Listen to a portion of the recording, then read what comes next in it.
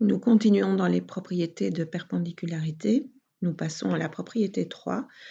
Deux droites sont perpendiculaires si et seulement si elles ont des coefficients angulaires inverses et opposés. Donc D1 est perpendiculaire à D2 si et seulement si M1 vaut moins 1 sur M2, avec D1 qui a pour équation y égale M1 fois x plus P1 et D2 qui a pour équation y égale M2 fois x plus P2. On va essayer de démontrer ça aussi, mais surtout on va retenir le résultat pour pouvoir l'appliquer, parce que c'est assez facile de voir du coup si vos droites sont perpendiculaires grâce au coefficient angulaire. Donc on est parti, on a comme hypothèse deux droites. Alors on donne leurs équations, donc D1 a pour équation y égale M1 fois x plus P1. D2 a pour équation y égale M2 fois x plus P2. Et qu'est-ce qu'on veut prouver? On veut prouver ceci, donc la thèse, D1 est perpendiculaire à D2, si et seulement si M1 vaut moins 1 sur M2. Alors on n'a pas fait tout le travail de la propriété précédente pour rien. On va donc utiliser la propriété précédente, et pour utiliser la propriété précédente, on a besoin de deux vecteurs directeurs des droites. Alors on va faire deux fois le travail, une fois pour la droite D1, une fois pour la droite D2. Et pour D1, il y a cette équation-ci, on veut trouver un vecteur directeur. Alors, je rappelle que pour trouver un vecteur directeur, il suffit de trouver deux points, A et B, et puis d'écrire les composantes du vecteur AB. Alors, on va trouver un point A. Alors, comment on trouve le point A? On vous annonce 0P1. Donc, ici, on a choisi pour X la valeur 0. Donc, Y vaut M1 fois 0 plus P1. Donc, Y vaut P1. Et on a essayé de trouver un point B, on a choisi une valeur de x et on cherche la valeur de y. Et cette fois-ci, on a choisi pour x la valeur 1. Donc, le y correspondant va valoir M1 fois 1 plus P1, donc M1 plus P1.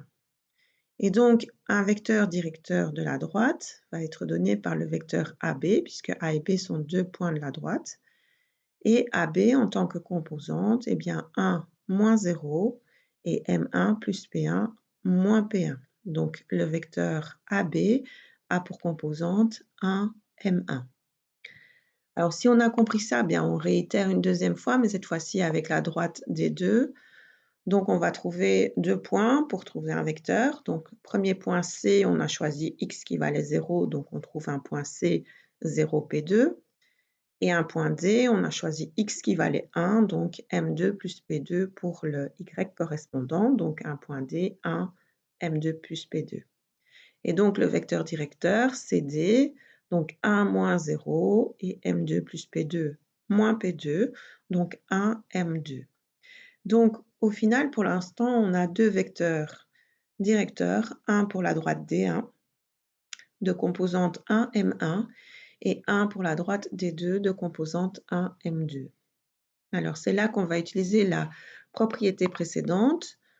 Alors, la propriété, qu'est-ce qu'elle nous disait? Que deux vecteurs étaient perpendiculaires si et seulement si la somme, d'une part, du produit des composantes en X et d'autre part, du produit des composantes en Y valait 0. Donc, on va appliquer ça avec les deux vecteurs qu'on a. Et donc, ces deux vecteurs sont perpendiculaires si et seulement si 1 fois 1 plus M1 fois M2 vaut 0. Alors, on va réécrire ceci. Donc, 1 fois 1, ça donne 1. Donc, on peut écrire l'équivalence qui est ici. Et puis, on va faire passer le 1 de l'autre côté. Donc, on va soustraire 1 de chaque côté. Donc, M1 fois M2 vaudra moins 1. Et ensuite, ce qui m'intéresse, c'est d'avoir M1 seul de son côté. Donc, M1 vaut moins 1 sur M2 parce que j'ai divisé à gauche et à droite par M2. Et on est arrivé à prouver l'égalité ici que l'on voulait prouver justement. Alors, du coup, on va essayer de l'utiliser et on voudrait vous dire ici, enfin vous montrer que les deux droites sont perpendiculaires. Et donc, il faudrait que je vois quels sont les coefficients angulaires de M1 et de M2. Et le coefficient angulaire de M1 vaut 2 et le coefficient angulaire de M2 vaut moins 1,5. Et on a bien que M1, M2 sont opposés de l'inverse l'un de l'autre, donc les droites sont bien perpendiculaires, ce qui était annoncé était véridique.